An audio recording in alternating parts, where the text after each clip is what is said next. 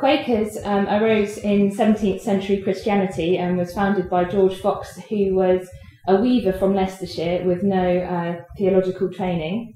It was essentially that he believed that we were all equal in the sight of God and that everybody could hear from God in the same way, and there was no need for the hierarchy that existed within the church structure at the time.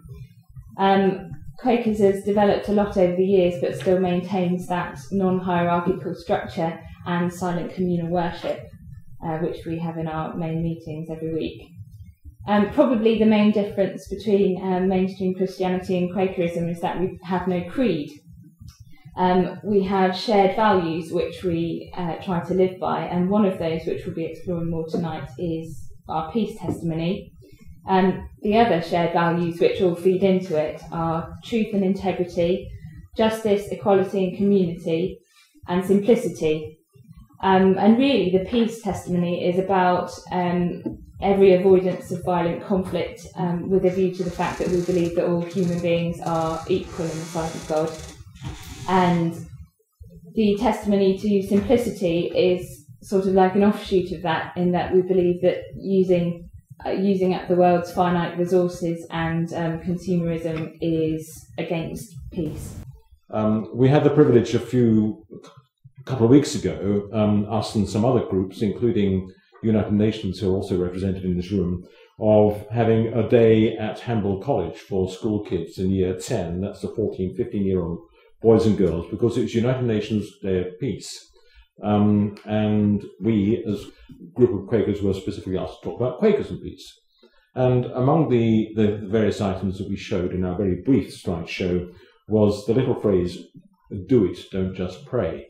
Now, that's not to belittle the importance of prayer, of consideration and contemplation at all, because as a religious society we do need to keep up our spiritual strength. But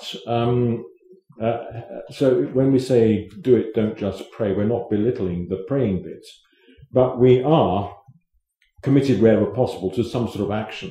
And we've already had it said earlier this evening about Quakerism being part of our daily lives. We aren't Quakers just on Sundays, but we are Quakers every day of the week and every week of the year. Pluck the flowers of hate, grow forth the flowers of love. Peace be upon the raven that flew before the dove, and free the hiding hand from the masking glove. May peace be good in me, may peace be good in you. I cannot stand the sight of lies killing the truth. Oh, to be in one, may one be strong in two, and pull down that wall between the old and the new. I heed the hope lay slain to all despair, cast out the ones who choose not to care, strip them of their riches and send them out bare. Turn out your pockets, your silver and your gold, for that worth nothing cannot be sold.